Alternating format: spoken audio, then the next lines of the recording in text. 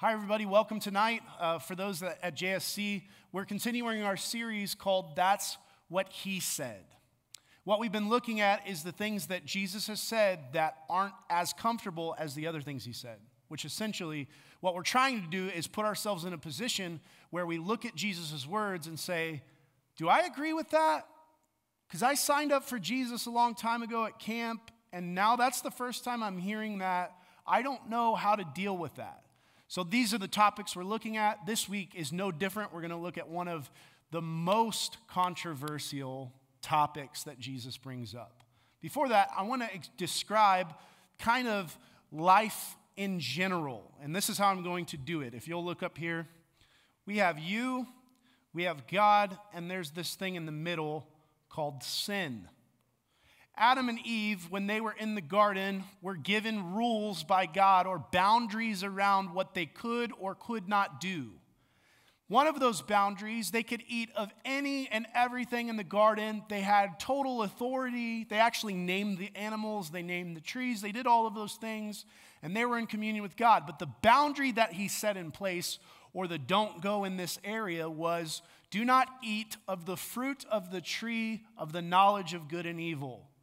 Which essentially to us means there was a tree in the middle they couldn't touch.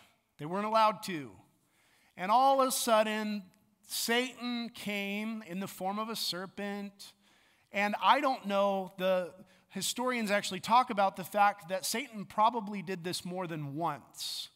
But it's recorded in the scriptures once that he came and he tempted them and said, the only reason God doesn't want you to eat of the fruit of the tree of the knowledge of good and evil is your eyes will be opened and you will be like God. Essentially, God doesn't want you to be a God, so that's why he made that rule. Don't you want your eyes to be opened? You won't die.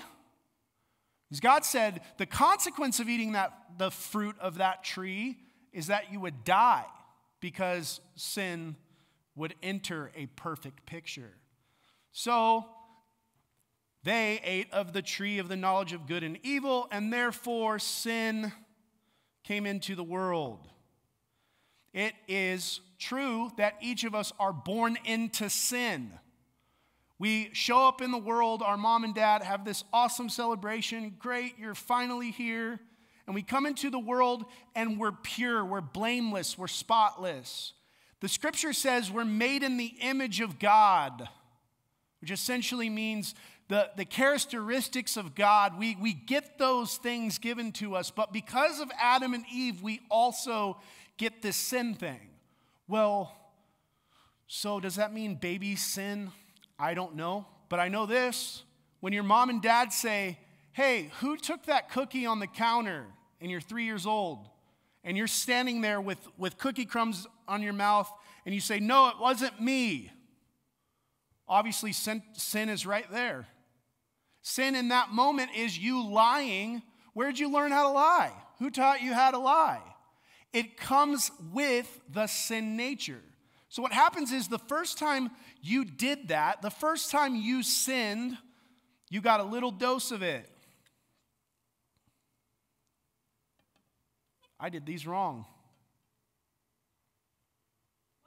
I labeled these wrong. Watch.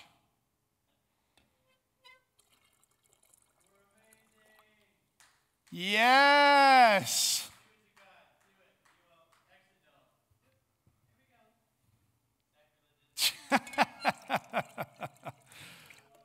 Oh, and it still worked. I quit. Yeah, no, don't send that to anyone.